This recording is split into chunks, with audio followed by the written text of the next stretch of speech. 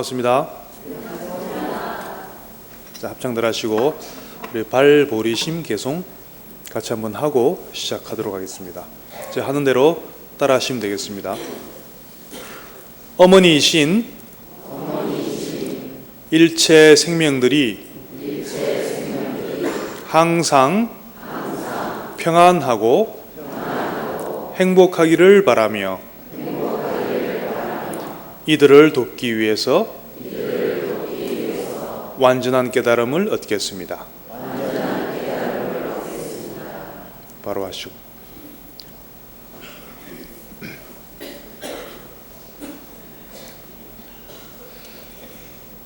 항상 이 절에 오면은 1년 중에 어느 때든 뭔가 기도가 걸려 있을 때가 많죠. 정초기도 또는 뭐 입시기도. 늘상 드리는 말씀이지만 기도를 할 때 기왕 같은 시간 기도를 합니다. 그때 어떤 마음을 가지고 어떤 동기를 가지고 하는가에 따라서 그 기도의 공덕이, 기도의 힘이 엄청나게 달라질 수 있다고 제가 말씀을 드리고 있습니다. 가령 조금 전에 이제 잠시 입정을 했지만 입정을 할 때도 정말 잠시라도 깨끗하게 비운 마음으로 그렇게 앉아 있어도 좋고요. 그리고 그때 마음속으로 발언을 해도 좋습니다. 오늘 이 법회 그리고 이 법문의 공덕으로 나뿐만 아니라 이 자리에 있는 모든 도반들, 나아가서 이 세상에 살고 있는 모든 존재들이 모든 정신적, 육체적 고통에서 벗어나서 완전한 평안을, 열반을 얻기를 기원하는 그런 마음을 내는 것이 아주 중요합니다. 저번에 한 2달 전이었죠. 제가 여기서 법문을 할 때, 그때 기억하실는지 모르겠지만 우리 장애가 되는 마음을 어떻게 흘려보낼 것이며, 그리고 그 흘려보낸 그 편안한 상태에서 어떻게 우리 어떤 마음을 또 개발해야 될 것인가, 그런 것에 대해서 말씀을 드린 바가 있습니다. 그때 사무량심 말씀드리면서 자비관을 해서 우리의 자비심을 적극적으로 개발해야 된다, 그런 말씀을 드렸던 적이 있습니다. 우리가 공부를 하다 보면은 늘상 기억하고 있지만은 가끔씩 방심할 때가 있어요. 그죠? 내 마음이 화가 많이 나고, 주로 이제 이야기를 들어보면은 내가 화가 나게 만드는 대상이 누가 제일 많겠습니까? 그 상대방이? 제일 많은 거는 가족이죠, 가족. 그리고 이제 직장 동료, 직장 생활하는 사람들은 그 외에 나하고 관계없는 사람들을 통해서, 관계없는 사람들 때문에 화가 나는 것은, 그 감정은 처리하는 것이, 흘려보내는 것이 그렇게 어렵지 않습니다. 그리고 정 안 되면 안 보고 살면 되니까.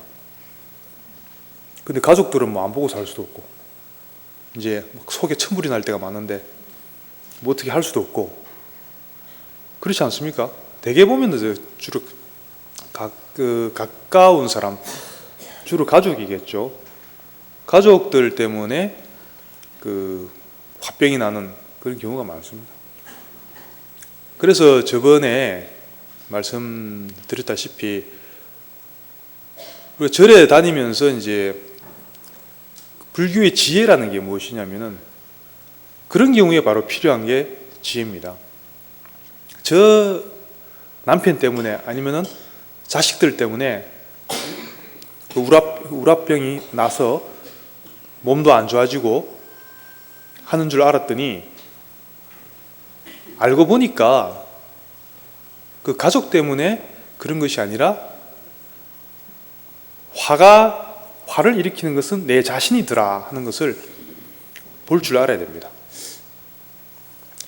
예를 들어 남편이 속을 썩일 때, 자꾸 남편만 그러니까 아내가 속을 썩일 때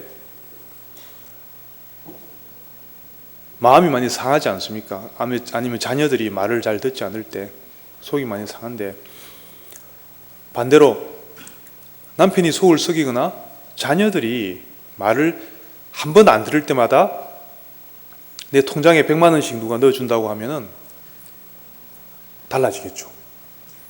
속 썩이고 말을 안 들을 때마다 행복해지겠죠. 마음 한쪽으로는 뭔가 뿌듯해지고 뭔가 평안한 마음이 저절로, 이런 것이 바로 행복이구나 하는 마음이 막 들겠죠. 그 말은 뭐냐면은 똑같이 속 썩이고 말을 안 듣는데, 어떤 경우는 속상해 죽겠다고 하는데 어떤 경우는 같은 상황인데도 불구하고 행복이 될 수도 있다는 겁니다. 그 말은 결국 뭐냐면은 내가 어떻게 받아들이느냐에 전적으로 나의 감정은 달려있다. 이렇게 바로 볼 줄 아는 게 불교의 지혜입니다. 그런데 대개 보면 그렇게 안 하죠. 저 인간 때문에, 저 왼수 때문에 내가 화병 났다, 스트레스 쌓여가지고 몸이 안 좋아졌다. 대개 이제 그렇게 생각하지 않습니까? 기왕이면은 절에 와서 법문도 듣고, 지금 특히 노보살님들 같은 경우는 수십 년 이상 절에 다니면서 법문도 듣고 하신 분들도 많이 계신데, 그런 거 하나 처리가 안 되면은, 그런 지혜 하나 얻지 못한다면은 그동안 절에 다닌 게 물론 공덕은 있겠지만 그 시간이 조금 아깝지 않습니까? 좀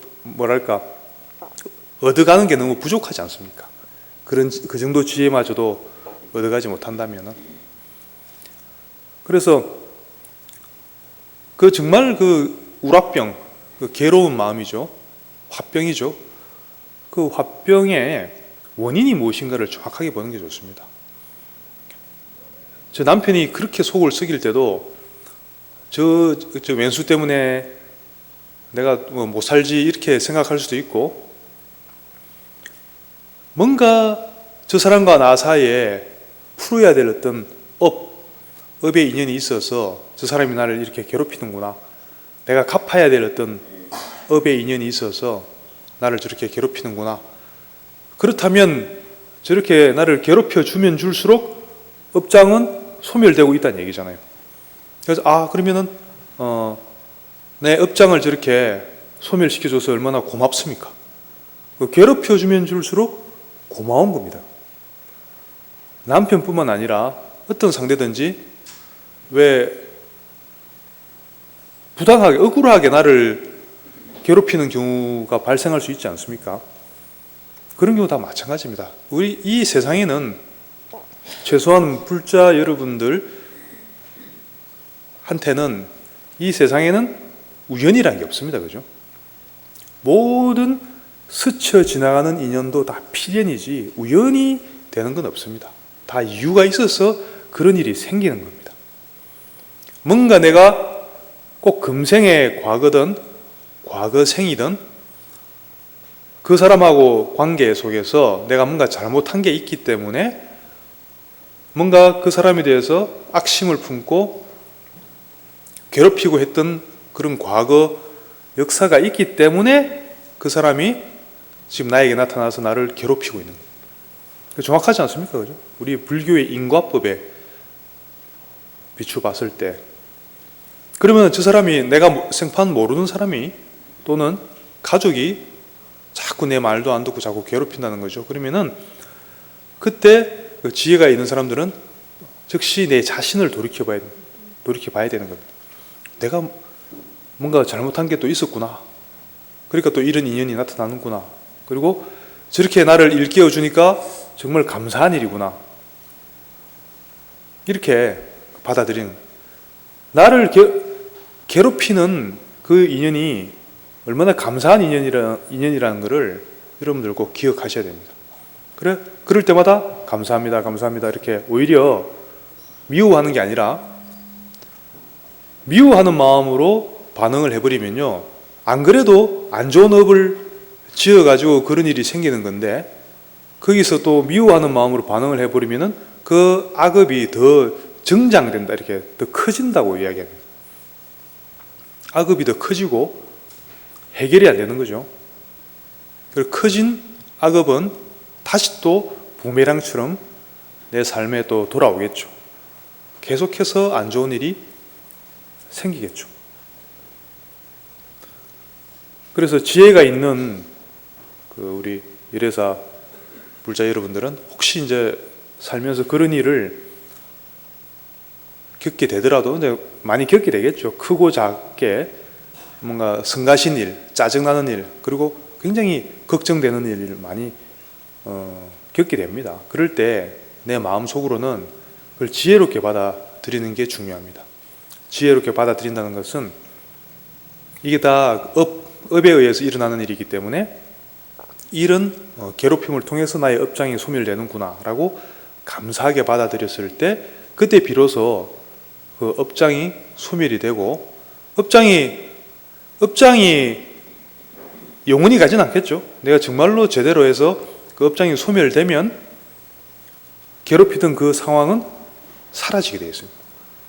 아주 정말 거짓말같이 저 사람이 영원히 나를 괴롭힐 것 같았는데 거짓말같이 어느 날 그 사람이 바뀌든지 갑자기 그 사람이 어디 다른 데 가게 된다든지 해서 그 상황이 해결이 되어버립니다. 그것도 내 업장이 다 소멸됐기 때문에 그렇게 되는 겁니다. 그래서 모든 것을 업의 원리로 봤을 때는 우리 삶에서 일어나는 모든 좋은 일, 나쁜 일들이 다 그 설명이 됩니다. 그리고 해결이 됩니다. 좋은 일도 업에 의해서 생기는 것이고 나쁜 일도 업에 의해서 생긴다는 것을 알면은 그 더 이상 설사 나쁜 일이 생긴다고 해서 남을 원망할 일이 없어지겠죠. 그래서 나쁜 일이 생길수록 우리가 해야 되는 것은 바로 참회 기도입니다. 항상 내 자신을 참회를 해야지 상대방을 원망하고 미워해서는 안 된다는 얘기입니다. 그래서 항상 실제로 삶 속에서 부닥치는 많은 그 역경계들, 어려운 상황들 속에서는 그렇게 지혜롭게 대처를 하면서, 그리고 또 순간순간 그 보리심의 마음, 큰 마음, 우리 일체의 존재들이 과거생에 다 어머니였었기 때문에 이분들이 다 함께 행복하고 평안하기를 바라는 이런 마음, 이렇게 기원하는 마음을 항상 기억해야 된다, 잃지 말아야 된다 하는 것을 명심하시면서요. 자, 그러면 이제 한 걸음 더 나아가서 이제 생활 중에 참회하는 것도 잘 하게 되고, 보리심도 냈습니다. 보리심이라는 것은 내가 깨달음을 얻겠다는 건데, 내 자신만을 위해서가 아니라 어머니였던 일체 생명들이 다 같이 평안하고 다 같이 함께 열반에 들어가기 위해서, 이들을 돕기 위해서 내가 깨달음을 얻겠다는 겁니다. 그 동기가 많이 틀리죠. 그런 마음을 우리가 보리심이라고 하는 거예요. 항상 우리 불자들은 이 보리심의 마음을 잃지 않고 기억을 하셔야 되는 겁니다. 그럼 이렇게 보리심을 일으킨 사람은 이제 구체적으로 들어가서, 그러면은 구체적으로 어떻게 수행을 해 나가고 어떻게 보리심을 실현해 나가야 되는 것인가? 이제 어떻게 이제 깨달음의 길을 갈 것인가, 그 이야기죠. 이 수행의 길, 깨달음의 길에도 또 기초가 있습니다. 기초가 있고 조금 더 어려운 수행이 있고, 그렇게 나눌 수가 있습니다. 또 어떤 사람들은 또 그 기초가 뭐 필요 있느냐, 바로 곧장 깨달음에 들어가면 되지, 그렇게 주장하는 사람들도 있거든요. 그것도 뭐 틀린 건 아닌데 그 사람의 인연에 따라서 근기에 따라서 다를 수가 있습니다. 근데 우리 역사적으로 봤을 때 우리 역대 선지식들 중에서 어떤 그런 예비 과정, 기초 과정 없이 곧장 선지식을 잘 만나서 깨달음에 들어가는 경우도 많이 있죠. 그런 경우는 우리가 어떻게 설명하냐면은 모든 게 인과에 의해서 돌아간다 그랬지 않습니까? 그런 분들은요 이미 과거 생에 그런 예비 수행, 기초 수행을 충분히 넘칠 만큼 충분히 많이 닦으셨던 그 선근이 있는 겁니다. 그런 걸 우리가 선근 공덕이 있다 이렇게 이야기하는 거죠. 그런 역사가 있기 때문에 그 금생에 그 선지식을 만나서 법문 한마디에 깨달음을 얻기도 하고 그런 일이 생길 수가 있는 겁니다. 그런 게 없는 건 아닌데 본인이 이제 돌이켜보면 알겠죠. 정말 나의 근기가 어느 정도 되는지 그리고 그 얼마나 공부하는데 장애가 많은지 스스로 그 한번 돌이켜보면 알겠죠. 그래서 대부분 사람들은 그런 또 예비 과정, 기초 과정이 또 필요한 겁니다. 그 기초 과정이 사실 여러분들이 이미 그 열심히 잘 하고 계신 겁니다. 한 번 더 좀 정립을 하고 이론을요 한번 되새기는 의미에서 한번 상기들을 해주시기 바랍니다. 첫째가 깨달음의 길을 가는 보리심을 일으킨 사람이 깨달음의 길을 가는 기초. 첫째는 예불입니다. 예불. 굉장히 뭐랄까 너무나 평범한 이야기죠. 예불 뭐 맨날 하는 거고 뭐 그게 무슨 뭐 깨달음으로 가는 기초인가 이렇게 말할 수 있지 않습니까? 또 실제로 또 많은 수행자들 중에는 예불 같은 거 그거는 뭐 초보자들이나 하는 거지 뭐 우리 같은 그 상근기들은 그런 거 건너뛰어도 된다고 이렇게 또 생각들을 하시는 분들이 의외로 많아요. 보통 수행하시는 분들 치고 본인이 하근기라고 말한 사람은 한 명도 못 봤습니다. 다 자기는 다 최상근기지. 다 자기가 하근기라고 생각하는 사람. 그래갖고 이제 그러면은 개합이 됐느냐, 깨달음을 얻었느냐 하면은 절대 또 그건 또 아니죠. 정말 최상근기면은 벌써 깨달음 한 10번 얻었어야죠. 그게 안 된다는 거는 최상근기는 아니란 얘기죠. 그래서 부처님과 같은 깨달음을 정말로 똑같이 얻기 전에는 그런 정말 깨달음으로 그 곧장 들어가는 그런 그 선법문도 중요하지만 그것의 바탕이 되는 기초적인 이런 수행법들이 굉장히 중요합니다. 왜냐하면 이런 게 바탕이 되지 않으면은 그 최상의 깨달음을 얻을 수가 없다는 겁니다. 그래서 그 바탕이 되는 수행 중에 첫째가 예불입니다. 예불은 오늘도 하셨지 않습니까? 부처님과 불보살님들과 역대 선지식들에게 항상 공경하는 마음으로 그리고 법문을 청하는 마음으로 이렇게 예불을 하는 겁니다. 그런데 거기 또 한 걸음 더 나가면요, 진짜 진정한 예불은 부처님께 이제 예를 올린다는 말이잖아요. 첫째로 어떤 부처님한테 예를 올려야 되냐면은 우리가 불성이라고 하지 않습니까? 불성. 부처님이 저 앞에 이렇게 그 황금빛으로 앉아 계시는 부처님도 부처님이지만 부처님이 아닌 건 아니지만 첫째로 여러분들이 기억하시고 예불을 하셔야 될 부처님은 바로 내 자신의 부처님, 내 마음의 본성. 여러분들 각자 마음의 본성은 석가모니 부처님하고 똑같다고 하지 않습니까? 부처님이 뭐라 그랬습니까? 깨달음을 얻고 나서 보니까 일체 모든 중생들이 똑같이 부처님의 성품을 다 가지고 있더라 하고 그런 말씀을 하셨다고 하지 않습니까?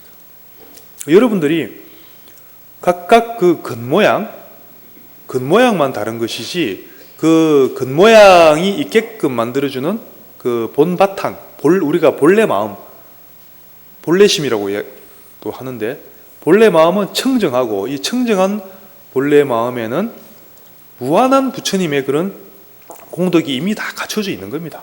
우리가 그것을 잊어버리고 발휘를 못하고 있는 것 뿐이지, 그래서 이름하여 중생이라고 하는 것이지, 우리 본질적으로는 부처님과 똑같은 그런 능력과 똑같은 그 청정함을 이미 갖추고 있다는 얘기입니다. 그것을 믿으시라는 거죠. 본래 부처라는 얘기죠. 본래는 부처님이라는 얘기죠. 우리의 본성은 부처님이다.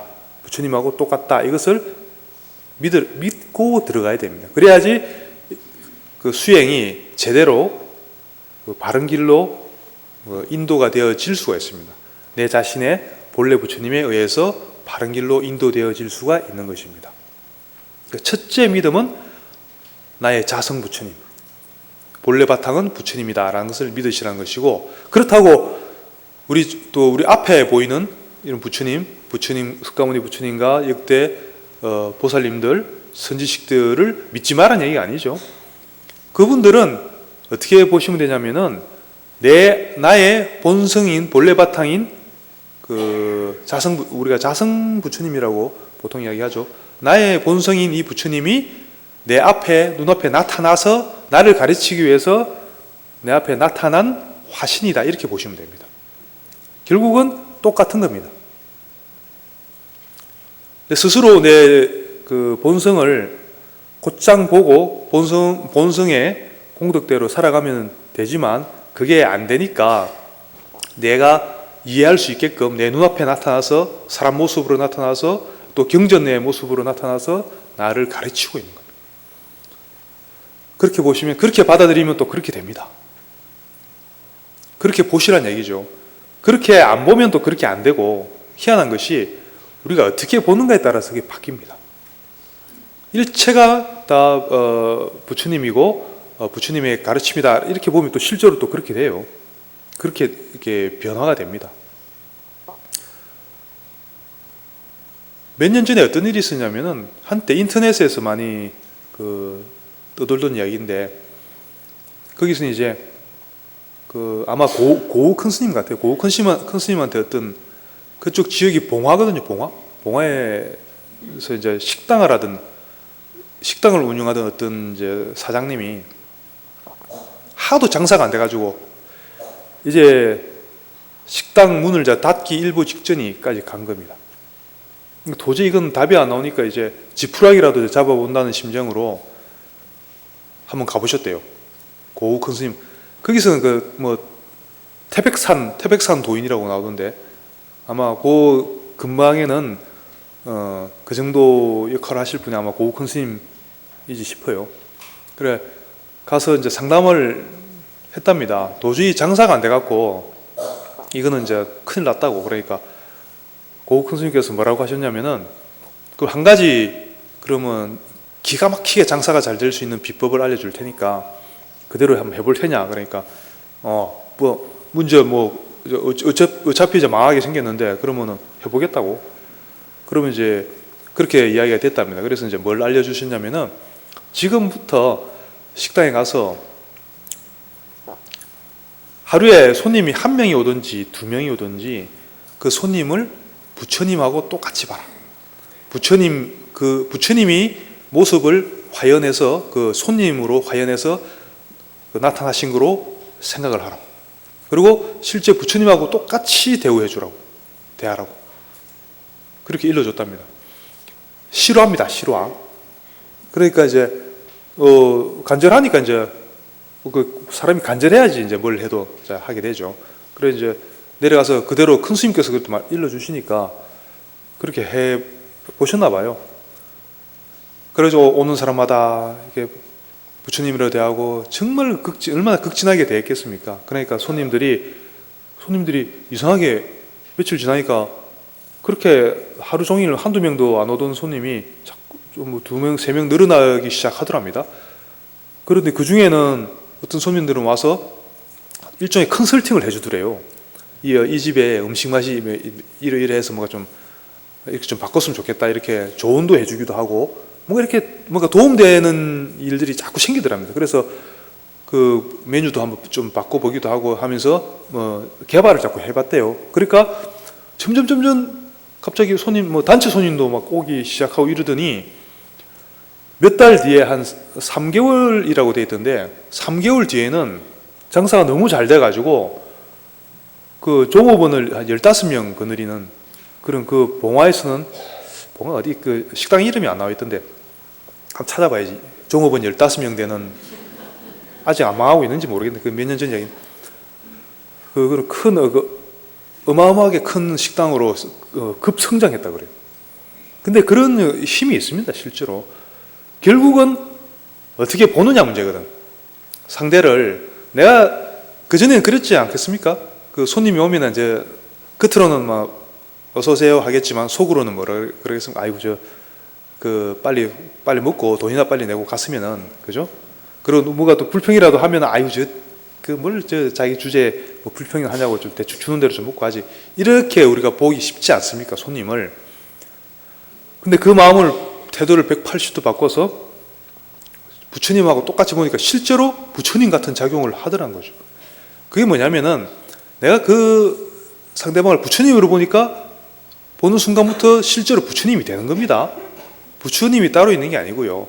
부처님으로 보면은 여러분들 속썩이는 남편도요. 여러분들이 부처님이 남편의 모습으로 와서 내 속썩이고 있다고 보면은 또 틀림없이 또 그렇게 됩니다. 굉장한 비법이죠. 그러면 우리 장사뿐만 아니라 모든 분야에 적용할 수 있는 일입니다. 그리고 특히 그 사업하시는 분들은 한번 적용들 해보시기 바랍니다. 그래서 그 대박들 나시기 바랍니다. 올해는. 그래서 어떻게 그 상대방을 보느냐. 다시 말해서 예불이라는 것은요. 첫째, 내 안에 나의 그 본래 성품은 부처님과 똑같다는 것을 보는 것이고, 그리고 불법성에게 예불하는 건 당연한 거고요. 더 나아가서 확장을 해서요. 불법성뿐만 아니라 내 주위에 내가 부딪히는 모든 사람들이 다 부처님으로 볼 수 있어야 됩니다. 그리고 부처님으로 볼 수 있고 이 부처님들에게 항상 내가 예불, 예를 표하고 정성껏 대하는 이런 자세가 진정한 예불이 되는 겁니다. 그랬을 때는 내 삶이 진정으로 변형이 되는 겁니다. 그래서 굉장히 어두운 부분에서 굉장히 밝은 쪽으로 삶이 전환되게 되어 있습니다. 그거는 인식의 변화입니다. 결국 어떻게 보느냐 문제거든요. 불교는 한마디로 불교에서 하자는 건 뭐냐면은 나와 이 세상을 어떻게 볼 것이냐, 어떤 방식으로 보느냐. 포인트는 그겁니다. 어떤 방식으로 보느냐가 정말로 바뀌면은 그때 세상이 바뀌게 되어 있습니다. 본인이 경험하는 세상이죠. 본인이 경험하는 세상은 바뀌게 되어 있습니다.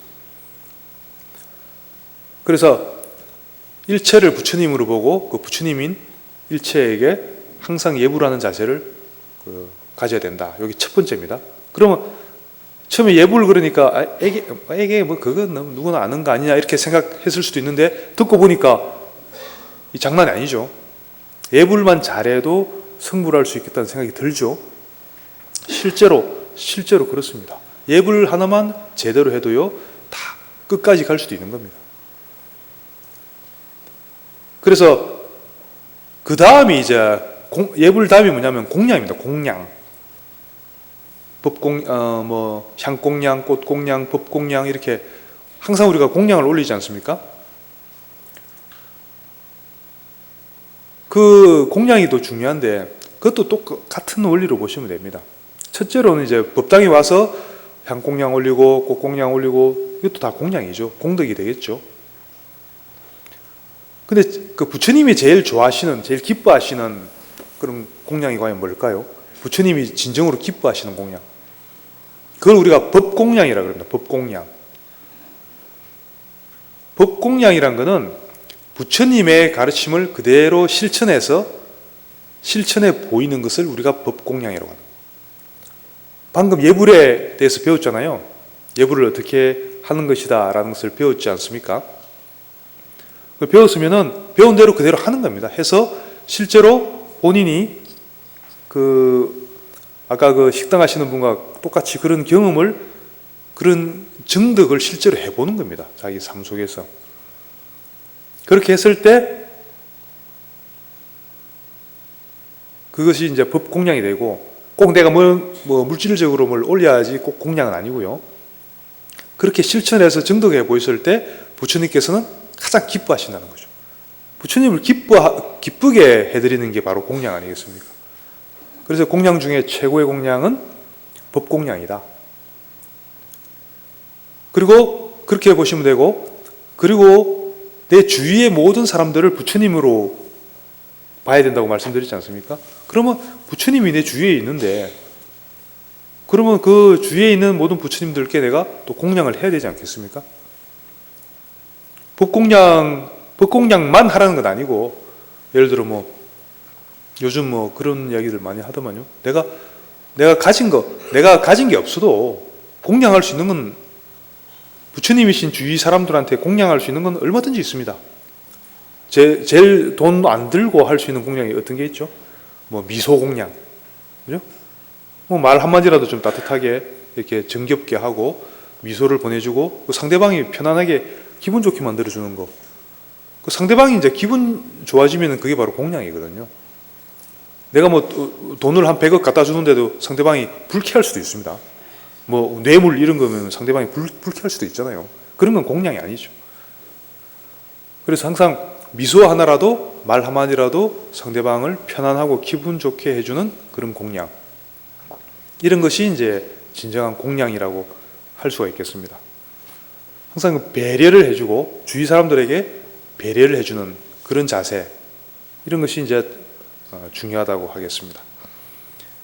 그럼 예불과 공양을 말씀드렸고, 그 다음에는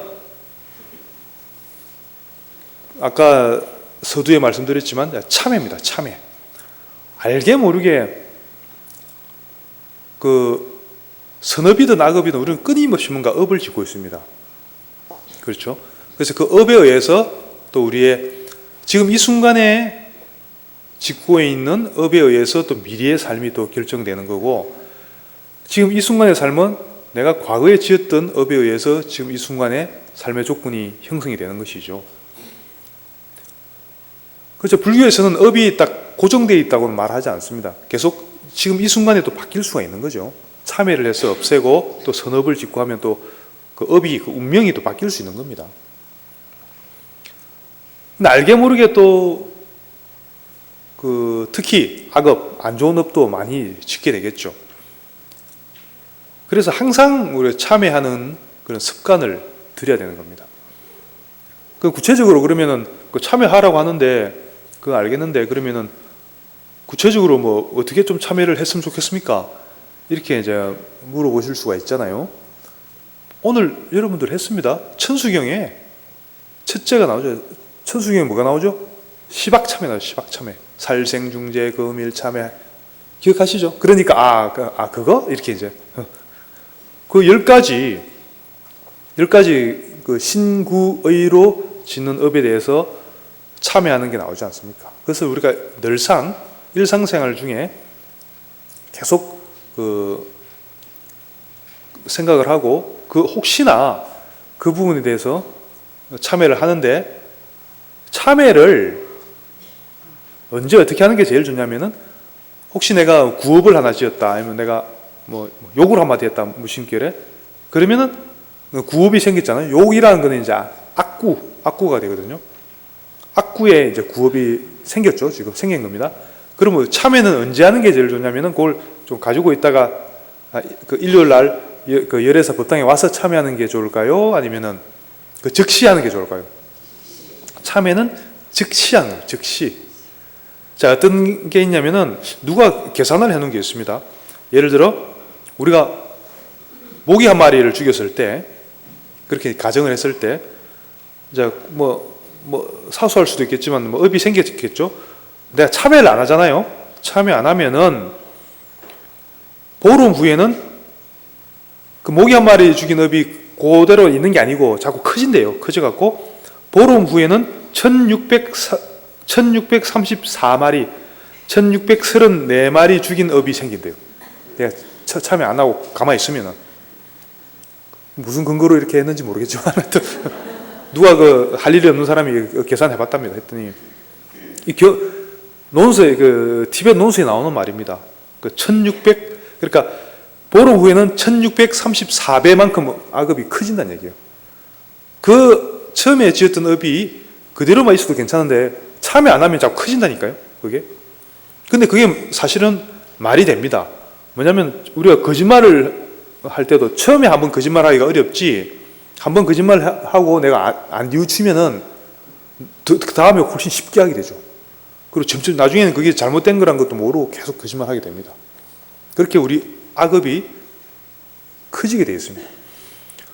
물론 이제 그 여름에 뭐 모기를 죽일 때도 있죠. 그럴 때는 웬간하면 안 죽이는 게 좋지만은, 집안에 이제 아기가 있는데 저 모기가 저기 무슨 뭐 요즘 뭐 이상한 아주 위험한 모기들도 있잖아요. 하고 뭐 바퀴벌레도 있을 수 있고 아기한테 해충이 될 수 있는 그런 게 있으면 잡아야 되겠죠. 그런 경우에는 기왕이면은 잡더라도요, 마음속으로 그때는 나무 아미타불이라도 한번 해주고. 근데 그렇게 그냥 무조건 죽이면은 그것도 살생업이 될 수가 있습니다. 그래서 마음속으로 천도를 해주는 게 좋아요. 그러니까 어떤 동기로 하는가가 중요하다 그랬죠. 그래서 모기를 잡으면서 다음 생에는 모기로 태어나지 말고 꼭 선지식 밑에서 태어나서 그 불도를 공부하고 성취하는 그런 인연으로 꼭 태어나길 바란다, 이렇게 발언을 해주세요. 하고 나무아미타불 한번 하고 딱 그래 하면은 좀 참여도 되면서 이제 조금 업이 좀 정화가 되겠죠. 우리 대승불교에서는 가능한 일입니다. 소승불교에서는 어림없는 일이고. 그래서 기왕이면은 그렇게 같은 일을 하더라도 마음을 어떻게 쓰는가에 따라서 그게 또 악업이 될 수도 있고 선업이 될 수도 있습니다. 결국은 이제 마음의 동기, 어떤 마음의 동기를 하는가가 가장 중요합니다. 그래서 항상 시박 참회 위주로 해서 참회를 하는 습관을 들이는 게 좋다, 이렇게 말씀드리고요. 근데 매번 참회할 일 생길 때마다 하나씩 참회를 해야 되지만, 그렇게 하면 사실은 한도 끝도 없습니다. 내가 지금 참회하고 있으면서도 그 와중에도 또 새로운 업을 또 지을 수가 있거든요. 우리 그 마음 자체가 그렇습니다. 그래서 진참회를 해야 되는데, 참회는 참회 그러면 크게 두 종류가 있다 그러거든요. 보통 우리가 2참, 4참이라고 합니다. 방금 말씀드렸던 시박참회는 이제 1사자, 4참에 속하고요. 27이자, 그래 깨달음으로 하는 이제 참회가 있습니다. 그거는 처음에 말씀드렸지만 우리의 마음의 본성을 밝힘으로써 우리 각 사안에 대해서 일일이 참여를 안 하더라도 우리 마음의 본성을 확 밝히면은 그 자체가 마치 수백만 년 동안 어두웠던 동굴 속에 태양이 탁 비치는 것과 같이 일거에 밝아지지 않습니까? 그렇게 태양을 비추는 것과 같은 것이 우리 본성을 밝히는 겁니다. 그럼 우리 업장이 그 순간 아무리 지중한 업장이라도 눈 녹듯이 녹아서 업장이 사라질 수가 있는 겁니다. 그래서 결국은 이참, 진참회를 해야지 되는 겁니다. 그래서 우리가 공부를 하는 거죠. 반야바라밀, 반야에 대한 공에 대한 이야기를 듣고 반야에 대한 공부를 하고 참선을 하고 하는 이유가 진정한 우리 본성을 밝힘으로써 본성으로서 살아감으로써 진정한 참회가 가능하다는 얘기죠. 사실은 두 가지가 다 함께 가야 되는 겁니다. 또 본성 참회만 믿고 또 사참, 시박 참회를 안 하면요, 이게 또 본성에 또 개합되는 본성이 머무는 것 자체가 또 장애가 일어나요. 그래서 양쪽이 다 똑같이 필요한 것이고 똑같이 가야 됩니다. 한쪽만 해서 되는 게 아니고요. 그러니까 이참과 사참 필요하고, 그러면 이참에 대한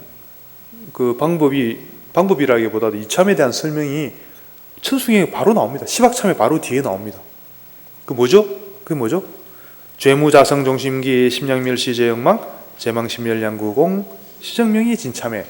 여러분들 무슨 뜻인지도 모르고 맨날 하고 있죠. 시박참회도 그렇고 그 두 가지 앞에 게 사참, 뒤에 게 이참이에요. 재무자성 앞에는 우리가 죄를 지을 때마다 열심히 참회했잖아요. 지금 뭐라고 하냐면은 죄가 본래 자성이 없다. 죄라는 것이 원래 자성이 없는 것이고 우리 마음과 함께 일어나는 것이다. 근데 우리 마음이 소멸하면은 죄도 같이 소멸한다. 엄청난 이야기죠. 근데 이거는 여러분들이 이 2참 부분은요, 잘 배워야 됩니다. 또 잘못 이해하면 또 아주 엉뚱한 말이 또 나올 수 있어요. 그러면 참여할 필요 없다는 얘기야. 본래 자성이 없다는데 뭐 참여는 뭐하라고 하나. 이렇게 그래갖고 악업만 더 이제 점점 정장해갖고 점점 장애만 점점 그 악업이 정장되면은 장애가 자꾸 생기게 돼 있죠. 점점 이제 어려움이 자꾸 생기게 돼 있습니다. 그래서 이 반야바라밀 법문은요, 이제 잘 배우시고 여러분들이 계속해서 공부해 나가야 될 분야다 이렇게 생각하시고 하시면 되겠고, 우선은 사참 시박참회를 열심히 하십시오. 하시면은 시박참회를 하고 꼭 발보리심 개송하시고. 그래서 여러분들이 그러면은 이참이라는 거는 본성을 밝힘으로써 우리의 업장을 일거에 소멸할 수 있다는 얘기인데, 이게 쉽게 말하면 깨달음을 얻어야지 된다는 얘기거든요. 그럼 나보고 어쩌라고 이런 말이 나오잖아요. 그러면 설사 깨달음을 얻지 못하더라도 그 비슷하게 할 수 있는 방법이 바로 나의 그 진여자성, 나의 본성은 부처님과 같다는 믿음만 가지고도요, 그 비슷한 효과를 볼 수가 있습니다. 그렇게 믿기만 해도 그렇게 업장이 소멸되는 효과가 있습니다. 그리고 제일 중요한 것은 우리 발보리심 이야기했잖아요. 발보리심의 마음을 내십시오. 발보리심의 설사 내가 깨달음을 얻지 못했더라도 발보리심의 마음 자체가 깨달음의 마음이거든요. 보리심 자체가. 그래 보리심 개송을 자꾸 이렇게 입으로 하고 마음으로 내고 하는 걸 하다 보면은 그 업장이 소멸되는 그 스케일이, 강도가 어마어마하게 커지게 되어 있습니다. 달라집니다. 그래서 당장 내가 부처님과 같은 깨달음이 없다고 생각하지 마시고, 그런 나의 본성에 대한 믿음, 그리고 발보리심, 이것만으로도 그 비슷한 깨달음과 거의 맞먹을 정도의 업장 소멸 효과를 볼 수가 있으니까 우선은 그렇게 하시라는 얘기죠. 그렇게 해서 사참과 이참을 균등하게 똑같이 이렇게 해 나가시기 바랍니다. 그래서 예불, 공양, 참회, 이 세 가지를 말씀드렸죠. 그리고 또 있습니다. 수희, 그 다음에 수희입니다. 수희 하니까 뭐가 딱 생각이 나죠? 김수희. 수희는 따라서 기뻐한다는 말이죠. 따라서 기뻐한다. 참 묘한 게 있습니다. 우리 누군가가 우리 도반 중에 또는 가족 중에 누군가가 되게 잘 되는 것을 보면은, 잘하고 잘 되는 걸 보면은 여러분들 마음이 어떻습니까? 정말 보고 정말 진심으로 100% 기뻐할 수 있습니까? 사촌이 땅을 샀는데, 사촌이 저 판교에다가 한 30만 평 땅을 샀다는 이야기를 아니면은 사촌이 어디 갑자기 느닷없이 로또에 당첨이 됐다더라. 그런 이야기 들었을 때 여러분들 솔직한 심정이 어떻습니까? 겉으로는 야 너무 잘 됐다는데 속으로는 저거 너무 잘 되면 안 되는데, 그런 마음이 있잖아요. 그죠? 뭔가 이상하게 속이 장이 좀 꼬이기 시작하면서 좀 그거 있잖아요. 그죠? 근데 수희라는 거는 누군가가 잘 되는 거를, 잘하는 거를 봤을 때 진심으로 기뻐해 주는 거예요. 이것도 습관이거든요. 이런 것도 자꾸 우리 이런 건 연습을 해서 개발해야 되는 우리 덕목인 겁니다. 개발하면 또 개발이 되는 겁니다. 그래서 누가 열심히 예불 하고 있는 모습, 기도하고 있는 모습을 본다든지 그러면 꼭 그냥 지나가지 마시고 꼭 수의를 해주세요. 너무 기쁩니다. 이렇게 너무 저분이 잘하시는 거 보니까 내가 너무 환희심 나고 기쁩니다 하고 이렇게 꼭 마음속으로 수의를 꼭 해주세요. 자, 그러면은 어떤 중요한 말이 있냐면은, 이것도 이제 경전에 나오는 말인데요. 이거 굉장히 중요한 말입니다. 수의를 하면은 어떤 공덕이 있냐면은, 누군가가 열심히 수행하고 있지 않습니까? 그럼 그 수행하는 사람들은 그 공덕이 생기겠죠? 그래서 지나가다가 누가 수의를 하잖아요? 실제로 수행하는 사람이 받는 공덕보다 지나가다가 수의하는 사람이 공덕이 훨씬 크다 그래요. 훨씬 큰 공덕을 받는다 그래요. 그럼 여러분들 뭔가 문득 탁 머릿속에 떠오르는 생각이 하나 있죠. 바로 이거구나 하면서 내가 고생스럽게 참여하고 고생스럽게 공부하고 어렵게 내가 수행할 이유가 드디어 사라졌구나. 그렇죠? 내가 이제 고생할 필요 없잖아요. 누가 열심히 고생한 사람이 있으면은 가갖고 살짝 수위를 하면 같이 얹혀가는 거지. 이제 그렇게 우리가 숟가락 하나 더 얻는다 그러지만 그거보다 훨씬 더 공덕이 크다 그래요. 그만큼 수위하는 게 쉽지 않다는 얘기도 되겠죠. 어쨌든 경전에 그래 나와 있습니다. 수위하면은 그 당사자보다 수위하는 사람이 공덕이 더 크다고 이야기하니까 이제부터는 열심히 이제 수행 안 하셔도 됩니다. 그죠? 안 하셔도 되는데 수위는 열심히 하십시오. 수위라도 열심히 하십시오. 그러면은 어떻게 그러면 또 결국 또 같이 하게 되겠죠. 수위하면서 진심으로 수위하면은 그 구경만 하게 되겠습니까? 본인도 이제 동참하게 되겠죠. 어쨌든 우리가 많이 놓치고 있는 부분이 바로 이 수위입니다. 수위. 그래서 그리고 또 사무량심 중에도 나옵니다. 네 가지 무량한 공덕을 얻을 수 있는 공덕이 있는 마음이 자비, 희, 사. 자비심은 아실 테고 희, 기쁘리 짜지만 이 희가 바로 이 수위입니다. 수위. 더불어 기쁘해 준다는 얘기죠. 같이 기쁘해 준다는 게 수위입니다. 이 수위의 마음도 무량한 공덕이 생기는 마음 중에 하나입니다. 사무량심 중에 하나입니다. 자비심 그리고 이 수위하는 마음. 그리고 이제 그 자비심과 수위하는 마음이 습관이 됐을 때 우리 마음은 진정으로 평온해지게 됩니다. 이 자비심을 바탕으로 한 평온한 마음, 이게 바로 마지막 사. 버린다는 말이지만 여기서는 평온하다는 그 의미로 이해하시면 되겠습니다. 그래서 자비, 희, 사 이렇게 네 가지가 사무량심이고 그 중에 수위에 대해서 지금 말씀을 드렸습니다. 자 이제 굉장한 비법을 오늘 많이 알려드리고 있습니다. 수위를 통해서 어떻게 남의 공덕을 내가 가로챌 수 있는가. 근데 이 수위는 제가 가로챈다고 말씀드렸지만 그것도 당사자가 그렇다고 내가 뺏어가는 게 아니잖아요. 그 사람은 그 사람대로 공덕을 다 가지고 나는 그거보다 살짝 더 얹어갖고 플러스 알파에서 가져가니까 이거 얼마나 기가 막힌 법입니다. 이런 법이 세상에 없죠. 자, 수위까지 했습니다.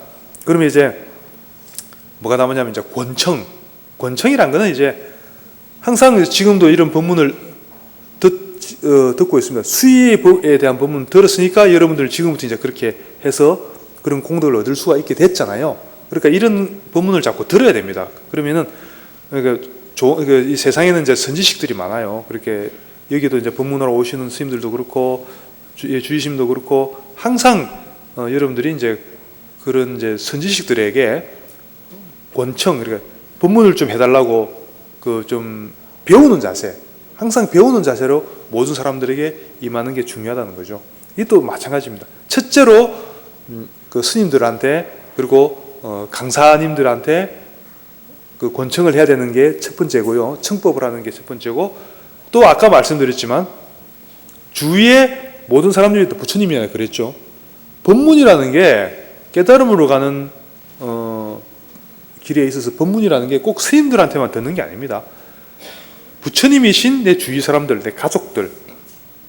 여러분들 혹시 그런 경험 없습니까? 이때 생활하다 보면 그렇게 지독하게 말 안 듣고 미운짓만 하던 그 아들이, 그 딸이 가끔씩 보면 한 번씩 똑똑한 소리 할 때 나한테 뭔가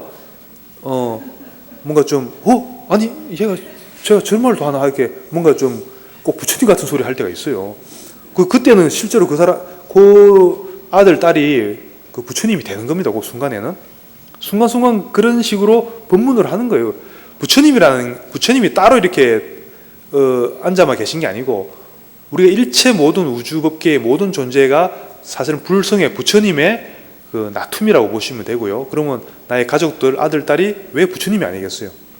그러니까 내가 단지 부처님을 안 받아들이고 있을 뿐이지 부처님으로 받아들이고 정말 그 권청을 하면요, 내가 부처님한테 법문을 듣는다는 자세로 그 대하다 보면 실제로 그 법문을 해요. 또 실제로 그렇게 많은 부처님과 같은 법문을 나한테 해줄 수가 있습니다.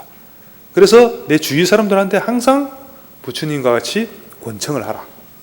항상 내가 배우는 자세가 돼야 되겠죠. 하시마라고 이야기하지만은 공부를 하고 수행을 하다 보면 자기도 모르게 내가 수행을 많이 했는데, 공부를 많이 했는데, 이런 상이 생길 수가 있는데, 이게 제일 위험한 거예요. 그런 거를 빨리 버리고, 난 아무것도 모른다. 그래서 초심이라, 초심. 초심이 곧 선심이고, 초심이 곧 불심이에요. 부처님 마음이에요. 아무것도 모르고 내가 배우고자 하는 이 마음이, 이 초심이 곧 부처님의 마음이라고. 항상 초심을 가지고 일체 부처님들에게 법을 청한다는 마음으로 주위 사람들한테 대해보시라는 얘기죠. 그러면은 그 전에 그렇게 안 했을 때 하고는 전혀 다른 판이한 또 그런 결과들을 여러분들이 보시게 될 겁니다. 그리고 이제 그 일체 불보살님들에게, 선지식들에게 세상에 오래 머물기를 간청하는 마음, 그런 마음을 항상 가지고 있어야 되고요. 같은 이야기죠. 권청하고 같은 말이죠. 그리고 이제 마지막으로 발언입니다. 발언은 이제 처음에 했던 이야기입니다. 발보리심에 언제나 처음도 발보리심, 마지막도 발보리심에. 회항할 때도 오늘 이렇게 법회하고 회항할 때, 회항하면 여러분들은 뭐 하십니까? 회항할 때 우리가 사홍서원 하잖아요. 사홍서원 할 때도 그냥 근성으로 하지 마시고 진심으로 오늘 법회를 한 이 공덕으로 일체 모든 존재들이 다 같이 평안하고 행복하기를, 그런 마음으로, 그것을 기원하는 마음으로 사홍선을 하시면은 그게 진짜 회향이 되는 겁니다. 그럴 때 진정으로 회향이 되는 겁니다. 그죠? 시작할 때도 보리심의 마음으로 시작을 하고, 회향도 보리심의 마음으로 회향을 했을 때 그 법회는, 오늘 이 자리는 완벽한 법석이 될 수가 있는 겁니다. 그리고 그렇게 했을 때 완전한 공덕을 여러분들이 가지실 수가 있고요. 정말로 우리 삶 속에서 부처님의 그런 힘이 실현될 수가 있는 그 수행이 될 수가 있는 겁니다. 법회하는 것 자체가. 그래서 정리를 하면요. 자, 보리심을 일으킨 사람들이 깨달음으로 가는데 그 기초가 되는 수행법을 오늘 말씀드렸습니다. 첫째가 뭐였죠? 예불. 그리고 공양, 참회, 수희, 권청, 그리고 발언. 기억하시겠죠? 그리고 요 비슷한, 약간 틀리긴 하지만은 그 보현 행음품 보면은 보현 보살의 이제 기도법, 그 발언하는 법 이런 게 나와 있는데, 거기 이제 10가지로 되어 있는데 같은 내용입니다. 보현 행음품 보셔도 되고요. 그리고 항상 방금 말씀드렸던 요 6가지를 꼭 기억하시고 한번 실천해 보세요. 특히 주위 사람들을 부처님으로 본다는 거, 그걸 꼭 실천해 보시면은 완전히 달라지게 되고, 여러분들이 그렇게, 여러분들 속썩이던 남편과 아들이 갑자기 어느 날부터 부처님이 되어갖고 여러분들한테 법문을 해주시는 그런 그 신기한 경험들을 여러분들도 하시게 되고요. 그래서 우리 삶은 그만큼 풍요로워질 겁니다. 그렇게 실천하실 거죠? 예. 그럼 이제 오늘 법문 마무리하면서 또 발보리심 계속 한번 하고 오늘 법문 회향하겠습니다. 자, 어머니이신 일체 생명들이 항상 평안하고 행복하기를 바라며 이들을 돕기 위해서 완전한 깨달음을 얻겠습니다. 예, 승불하십시오.